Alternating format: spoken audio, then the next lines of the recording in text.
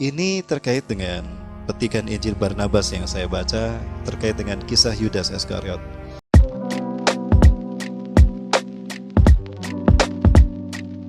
Assalamualaikum, selamat datang kembali di channel ini guys. Kali ini saya akan meluruskan pengajaran dari Ustadz Baikuni. Sekali lagi saya katakan, saya hanya meluruskan sebab beliau membahas tentang kekristenan, jadi saya berhak dan wajib untuk meluruskannya. Nah gini guys, kita kan sebagai orang manusia yang normal nih, kita kan suka barang yang asli ya. Misalnya kita mau beli kamera, kita mau beli komputer, kita mau beli HP, dan juga beli barang-barang tertentu. Tentunya kita suka yang asli kalau barang elektronik kan. Kenapa? Karena pasti yang asli itu lebih bagus daripada yang KW gitu loh. Dan apalagi kalau berbicara mengenai sejarah, tentunya kita mau sejarah yang asli, bukan yang palsu gitu. Tapi saya heran dengan Ustadz yang satu ini. Dia suka sekali dengan barang yang palsu. Salah satunya adalah Injil Barnabas. Tentunya kita akan luruskan sebab ada pengajarannya yang keliru, sebab memiliki bukti sejarah yang salah karena memakai referensi yang keliru gitu guys. Kita langsung aja nonton videonya. Ini terkait dengan petikan Injil Barnabas yang saya baca terkait dengan kisah Yudas Iskariot. Ya, Yudas Iskariot ini ketika muncul pertama kali ke Hawariyin atau Hawariyun adalah umat Nabi Isa alaihissalam. Jumlahnya ada 12. Salah satu dari mereka bernama Barnabas. Oke, di sini Ustadz Baikuni mengatakan ketika Yudas pertama kali bertemu atau menunjukkan diri kepada Hawariyin yang adalah 12 murid Yesus, yang salah satunya adalah Barnabas. Dari statement ini jelas kita tahu bahwa menurut Ustadz Baikuni, Yudas tidak termasuk ke dalam 12 murid ini. Kalau teman-teman lihat video saya yang sebelumnya, di situ kita bisa menilai pandangan Ustadz Baikuni mengenai Yudas itu keliru. Sebab Yudas menurut Ustadz Baikuni adalah Dajjal. Bahkan kadang-kadang dia menganggap bahwa Yudas ini Mesias, tapi kadang-kadang Dajjal, lebih banyak pada Dajjal. Itulah gak heran kenapa ketika menunjukkan pada 12 murid, Ustadz Baikuni mengatakan ketika pertama kalinya Yudas bertemu dengan Hawariyun, para murid Yesus. Begitu. Karena dia memiliki konsep bahwa Yudas adalah Dajjal. Tapi apakah benar sebenarnya Yudas ini bukan termasuk dalam ke-12 murid Yesus? Menurut kalian gimana guys? Apakah Yudas ini bukan murid Yesus? Nah jelas murid Yesus. Kita akan bahas beserta dengan buktinya. Dalam Matius 26 ayat 14-16 katakan, kemudian pergilah seorang dari ke-12 murid itu. Dikatakan seorang dari, berarti orang ini tergolong dan termasuk dalam ke-12 murid itu. Lalu siapa yang dimaksud dengan seorang dari ke-12 murid itu? Dikatakan di sini yang bernama Yudas Iskariot kepada imam-imam kepala. Ia berkata, apa yang hendak kamu berikan kepadaku supaya aku menyerahkan dia, menyerahkan Yesus ya. Yang artinya Yesus ini akan diserahkan oleh muridnya sendiri yaitu Yudas. Dari ayat ini kita sudah tahu pasti bahwa Yudas ini adalah murid Yesus, bukan dari luar murid Yesus. Paham ya? Kita akan lanjut ke bukti yang lainnya. Dalam Kisah Para Rasul 1 ayat 24-26, mereka semua berdoa dan berkata, ya Tuhan, Engkaulah yang mengenal hati semua orang, tunjukkanlah kiranya siapa yang Kau pilih dari kedua orang ini. Pada waktu itu para rasul dan orang-orang yang ada berdoa supaya dari dua orang ini terpilih satu.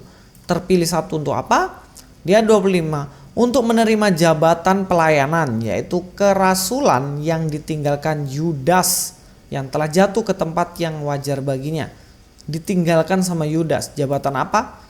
Jabatan kerasulan, bukan jabatan sebagai Dajjal, bukan jabatan sebagai Mesias, tetapi kerasulan.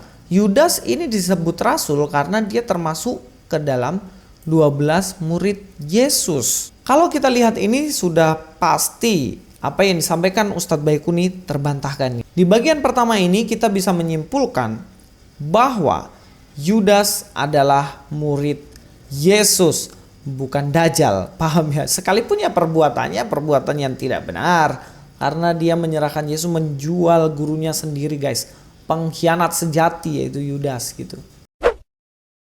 Bagian kedua yang ingin saya luruskan dari Ustadz Baikuni adalah ketika Ustadz Baikuni ini mengatakan Barnabas itu adalah salah satu murid Yesus yang paling oke, yang paling pinter, yang ingat semua bahkan hafal Injil yang disampaikan oleh Yesus dan lain-lain.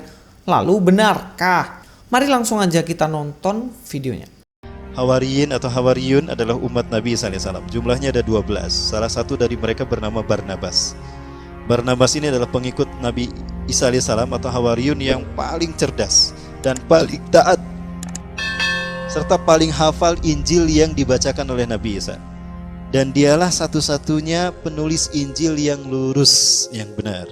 Sekarang kita akan lihat apakah Barnabas masuk ke dalam 12 murid Yesus. Kita langsung cek aja. Dalam Matius 10 ayat 2-4 dikatakan, inilah nama ke-12 murid Yesus, ke-12 rasul itu atau murid Yesus ya. Pertama, Simon Petrus yang menyangkal Yesus 3 kali, dan Andreas saudaranya, Yakobus anak Zebedeus, sudah berapa? 1, 2, 3. Dan Yohanes saudaranya, sudah ada 4. Yakobus ini ada 2 ya guys ya. Yang pertama anak Zebedeus 4, yang kelima adalah Filipus, 6 Bartolomeus, 7 Thomas, 8 Matius, 9 Yakobus anak Alfeus, dan 10 Tadeus. Sudah 10 murid Yesus, belum ada nama Barnabas di sini. Yang 2 lainnya adalah Simon orang Zelot, dan juga yang ke-12 adalah Yudas Iskariot yang mengkhianati dia. Dari sini ada 12 murid Yesus dan tidak ada satupun nama Barnabas di sini. Hal ini menunjukkan bahwa Barnabas tidaklah termasuk ke dalam 12 murid Yesus atau dalam istilahnya Ustadz Baikuni adalah Hawariyun. Lalu sebenarnya siapa sih Barnabas, tokoh ini di dalam Alkitab? Kalau dalam Kisah Para Rasul 4 ayat 36, demikian pula dengan Yusuf yang oleh rasul-rasul disebut Barnabas. Artinya anak penghiburan seorang Lewi dari Siprus. Kenapa dibilang anak penghiburan? Iya, kayaknya orangnya lucu ini Barnabas ini, penuh dengan damai kan. Terbukti ketika Paulus sempat ada selisih paham dengan Markus, Barnabas lah yang menjadi penengah. Dan Barnabas ini sendiri sebenarnya teman seperjalanan Paulus dan sahabat dari Paulus. Sebab ketika Paulus pada waktu itu bertobat dan menjadi murid Yesus untuk memberitakan Injil, justru para rasul menolak Paulus, tetapi Barnabas lah yang menerimanya. Dalam Kisah Para Rasul 15 ayat 35 dikatakan Paulus dan Barnabas tinggal beberapa lama di Antiokhia. Mereka bersama-sama dengan banyak orang lain mengajar dan memberitakan firman Tuhan. Sudah paham kan bahwa Paulus itu sahabatan sama Barnabas, begitupun sebaliknya. Jadi kalau orang sebelah ataupun Ustadz Baikuni menolak Paulus, harusnya beliau juga menolak Barnabas. Jadi kalau beliau menerima Barnabas, maka tidak ada pilihan lain. Beliau juga harus menerima Paulus. Sebab Paulus dan Barnabas itu teman seperjalanan yang memberitakan Injil yang sama. Tetapi sekali lagi saya ingin katakan bahwa penulis kitab Injil Barnabas itu bukanlah Barnabas yang ini guys. Sebab Barnabas yang ini pada abad yang pertama dan Injil Barnabas baru ada di abad yang ke-16. Nanti kita akan bahas. Yang jelas sampai sini tidak bisa dibuktikan bahwa Barnabas ini adalah murid Yesus. Mungkin Ustadz Baikuni bisa menunjukkan bukti yang jelas dari secara sejarah bahwa Barnabas termasuk dalam 12 murid Yesus. Sampai Tuhan Yesus datang kedua kali juga nggak akan dapat guys, karena memang nggak ada. Kecuali dalam Injil Barnabas sendiri. Kita akan bahas di terakhir, jangan kemana-mana dulu. Yang ketiga yang ingin saya luruskan dari Ustadz Baikuni adalah beliau mengatakan bahwa Matius, Markus, Lukas, Yohanes itu hidup setelah Yesus naik ke surga, 25 tahun setelah Yesus naik ke surga. Dan juga mereka tidak pernah ketemu dengan para murid Yesus. Nah, kita langsung aja dengar video yang aneh ini. Dan dialah satu-satunya penulis Injil yang lurus, yang benar. Ya, jauh sebelum Bible Markus, Matius, Yahya itu ada. Karena Matius, Lukas, Markus, Yahya tidak sejaman dengan Hawariyun. Itu generasi yang jauh 25 tahunan setelah Nabi Isa diangkat. Jadi mereka tidak pernah bertemu dengan Nabi Isa alaihissalam dan Hawariyun. Gimana guys? Sudah dengar kan? nggak pernah ketemu katanya. Matius, Markus, Lukas, Yohanes tidak pernah ketemu. Nah, benarkah seperti ini? Saya akan buktikan bahwa mereka sebenarnya ketemu, guys. Langsung aja ya. Tadi kalau kita lihat Matius ini adalah murid Yesus dan juga Yohanes ini adalah murid Yesus. Matius adalah penulis kitab Matius dan Yohanes ini adalah penulis kitab Yohanes, dan dikatakan oleh Ustadz Baikuni tidak pernah ketemu murid Yesus. Lah, orang dua ini adalah murid Yesus kok tidak pernah ketemu Yesus, itu bagaimana sih? Kalau Lukas dan juga Markus, mereka masih ketemu dengan para murid Yesus, terutama Lukas. Lukas juga orang yang ikut dalam perjalanan Paulus bersama dengan Barnabas ya. Apa yang ditulis Lukas? Theophilus yang mulia, ini adalah surat Lukas kepada Theophilus. Theophilus yang mulia, banyak orang yang telah berusaha menyusun suatu berita tentang peristiwa-peristiwa yang telah terjadi di antara kita. Jadi ada yang susun berita-berita itu, tetapi ada yang lebih detail dan lebih runut ya. Di ayat kedua dikatakan seperti yang disampaikan pada kita oleh mereka yang dari semula adalah saksi mata dan pelayan firman. Dan apa yang ditulis oleh Lukas ini sebenarnya adalah apa yang disampaikan oleh saksi mata ini, yaitu para murid Yesus. Lukas ketemu dengan saksi mata yang adalah para murid Yesus. Dan ayat 3, karena itu setelah aku menyelidiki segala peristiwa itu dengan seksama, bukan dengan main-main, bukan dengan duga-dugaan, bukan dengan cara yang palsu. Dari asal mulanya aku mengambil keputusan untuk membukukannya dengan teratur bagimu.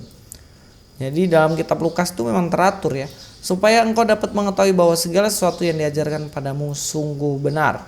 Dari ayat ini, bisakah engkau, Ustadz Baikuni, masih mengatakan bahwa Lukas tidak ketemu para murid Yesus? Masih bisakah? Ya enggak, dia masih sempat, ya jelas, masih sempat ketemu para rasul gitu. Yohanes aja mati baru tahun 100. Dan juga Lukas mendapat data dari tulisan-tulisan orang yang menceritakan tentang kejadian yang Yesus disalibkan begitu. Tapi yang bikin saya aneh gini loh ya. Matius, Markus, Lukas, Yohanes itu kan hidup pada zaman Yesus dan para murid Yesus. Tapi Ustadz Baikuni mengatakan bahwa mereka justru tidak ketemu. Yang ketemu adalah Barnabas yang tulis Injil Barnabas. Tapi sekali lagi saya ingin katakan, Barnabas teman Paulus bukanlah penulis Injil Barnabas. Karena kita akan lihat apakah yang salah dari Injil Barnabas, guys. Kita akan lihat ya. Injil Barnabas, dalam Injil Barnabas adalah sebuah buku yang menggambarkan kehidupan Yesus. Isi dari Injil Barnabas ini menggambarkan kehidupan Yesus dan mengaku Barnabas sebagai murid Yesus. Perhatikan, Barnabas mengaku sebagai murid Yesus. Dari statement ini sebenarnya membuktikan bahwa Barnabas ini bukanlah Barnabas temannya Paulus. Sebab tidak mungkin Barnabas temannya Paulus mengatakan bahwa dia adalah murid Yesus secara langsung yang 12 murid ini. Sebab Barnabas ini sadar diri dia itu bukan langsung 12 murid itu. Tetapi kok dalam Injil ini justru dia mengakui bahwa dirinya adalah murid Yesus secara langsung. Ini jelas menunjukkan bahwa Injil Barnabas ini palsu. Yang dalam hal ini mengaku bagian salah satu dari ke-12 rasul. Gimana ini? Duh, gak geleng-geleng kepala ini guys. Ngaku-ngaku ke-12 rasul. Padahal bukan. Dua naskah yang diketahui telah ada. Keduanya tertanggal dibuat di akhir abad ke-16. Dan masing-masing ditulis dalam bahasa Italia dan Spanyol. Nah, ini yang lebih parah. Ternyata kitab ini ditulis abad ke-16. Dalam bahasa Italia dan bahasa Spanyol. Kalau kita belajar sejarah, mana mungkin pada zaman Yesus itu murid Yesus yang bernama Barnabas itu memakai bahasa Spanyol untuk menuliskan kitabnya ataupun bahasa Italia. Pada zaman itu belum ada guys, nggak sepopuler itu bahasa-bahasa ini. Tentunya mereka pasti akan pakai bahasa Yunani atau paling nggak Ibrani lah dalam zaman itu gitu. Itulah kenapa saya katakan bahwa Injil Barnabas adalah barang palsu. Kok suka banget barang palsu gini guys? Kalau kita belajar sejarah, kita tahu betul tentang kebenaran Alkitab, kita akan belajar hal-hal yang tidak bertentangan dengan sejarah. Karena jika sesuatu hal itu bertentangan dengan sejarah, sudah pasti barang itu adalah barang palsu. Oke, mudah-mudahan ini membuat kita semakin mengerti ketika ada orang yang berusaha untuk menyerang iman kita. Mari kita defending faith. Kita mempertahankan iman kita. Jangan ragu-ragu karena kita memiliki tanggung jawab untuk itu semuanya. Luis Prasetyo sini, God be with you all.